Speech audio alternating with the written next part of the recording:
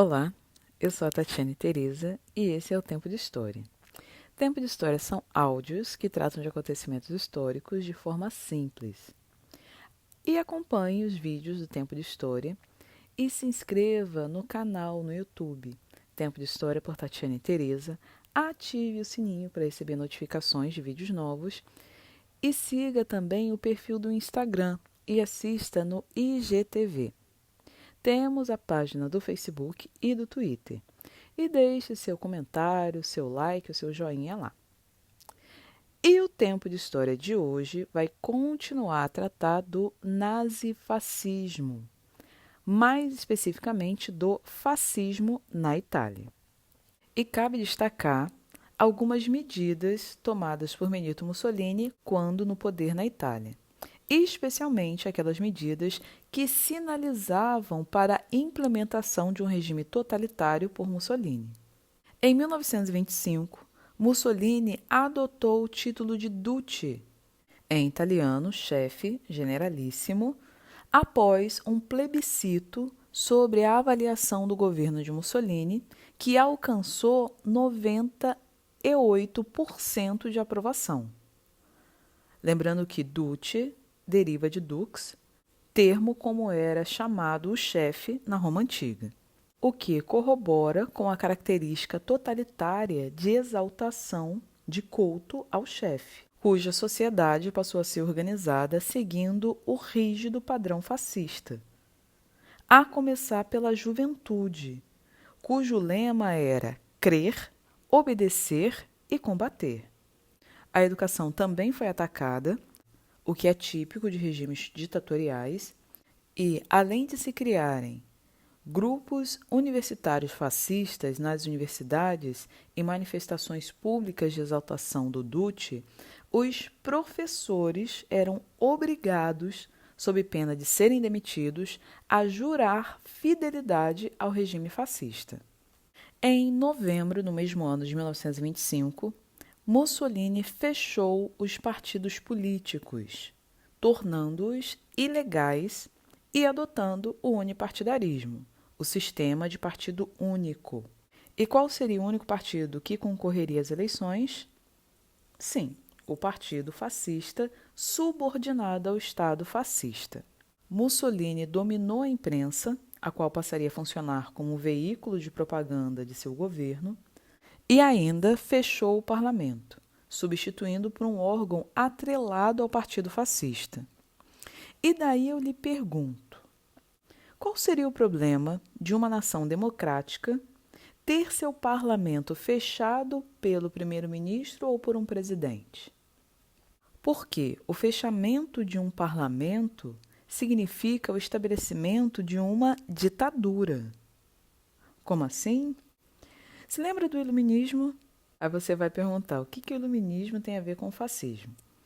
Bem, voltemos ao iluminismo para entendermos a implantação de uma ditadura. Se não ouviu, ouça o Tempo de História sobre o iluminismo. Você deve estar lembrado que o filósofo iluminista Barão de Montesquieu propôs a teoria da tripartição do poder, a teoria da divisão dos três poderes para evitar o abuso de poder pelo monarca absolutista.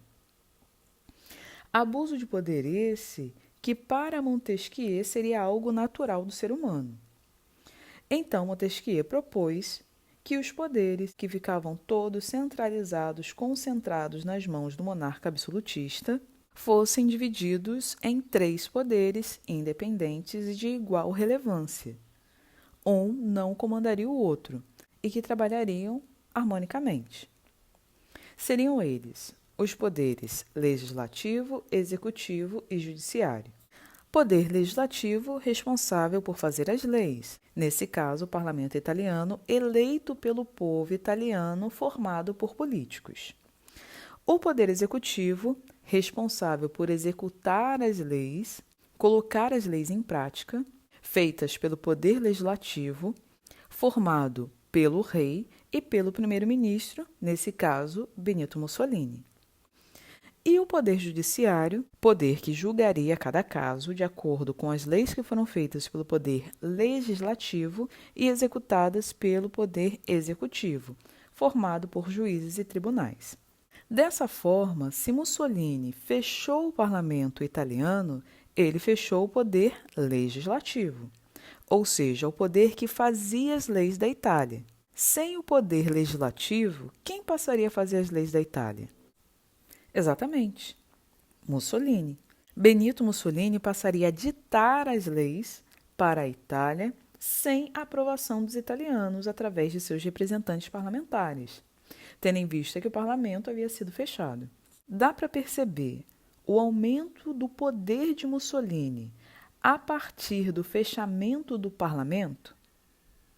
Dá para perceber como o fechamento do poder legislativo fortalece o executivo, que, por sua vez, submete o judiciário?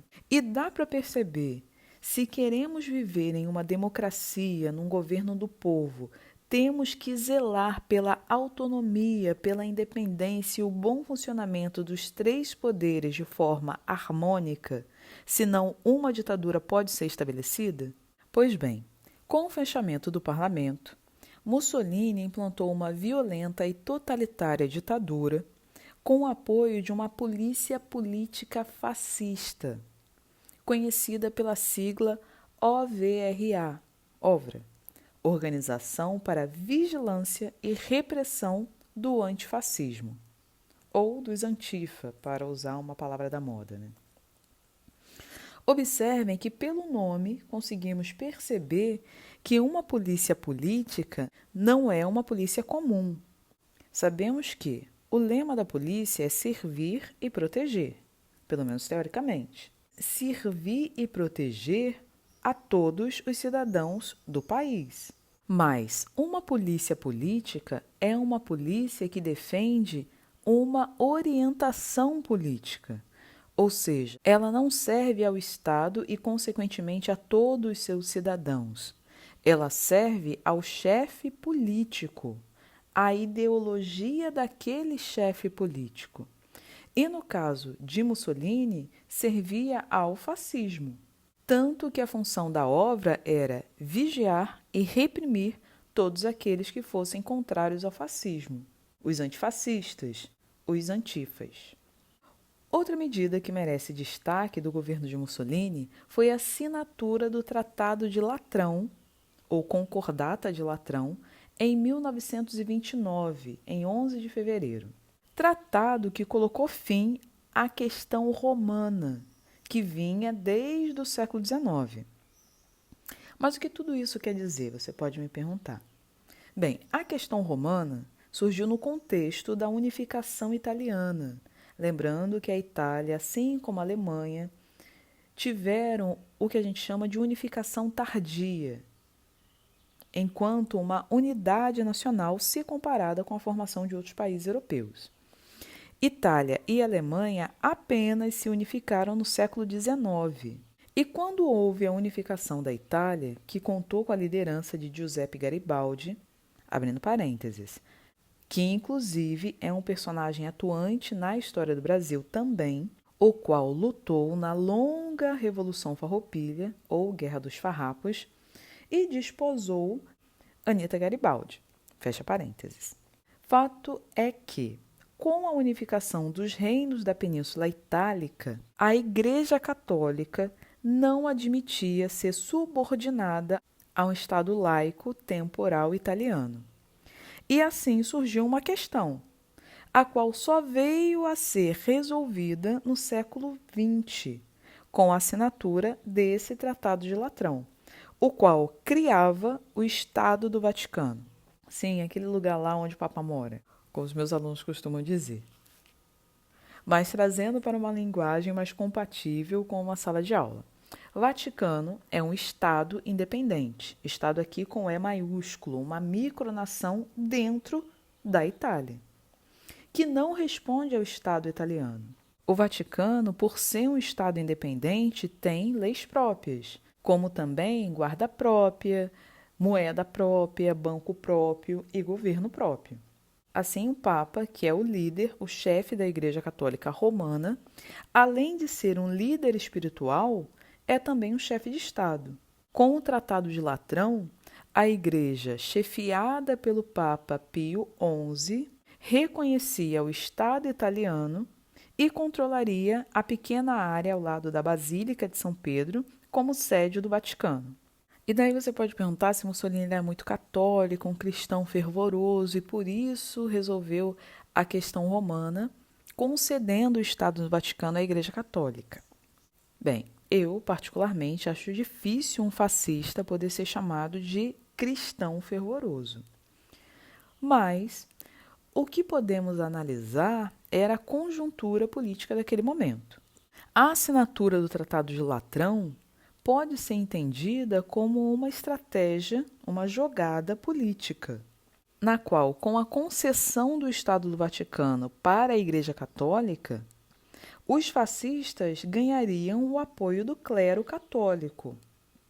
Se não o apoio, ao menos sua neutralidade, quanto à consolidação do Estado fascista na Itália. Porque imagine, se o Papa resolvesse se voltar contra o fascismo, ser contrário ao fascismo, ou mais, pregar aos seus inúmeros fiéis para que também fossem contra o fascismo e combatessem o fascismo num país majoritariamente católico. Isso poderia ser uma ameaça às pretensões dos fascistas. E é interessante observar também a postura anticomunista assumida pelo Papa Pio XI em suas encíclicas, encíclica que é um documento papal, à época da assinatura do Tratado de Latrão. E, aliás, postura essa que até hoje encontra ecos entre muitos membros da Igreja Católica. Bem, eu fico por aqui. Esse foi o Tempo de História. Porém, ainda não terminamos. Ouça o próximo áudio. E se você ainda não é inscrito, vai lá, se inscreve no canal no YouTube, ative o sininho para receber notificações de vídeos novos. Siga também o perfil no Instagram e assista aos vídeos no IGTV. Siga a página do Facebook e do Twitter para se manter atualizado e deixe seu comentário, seu joinha, seu like.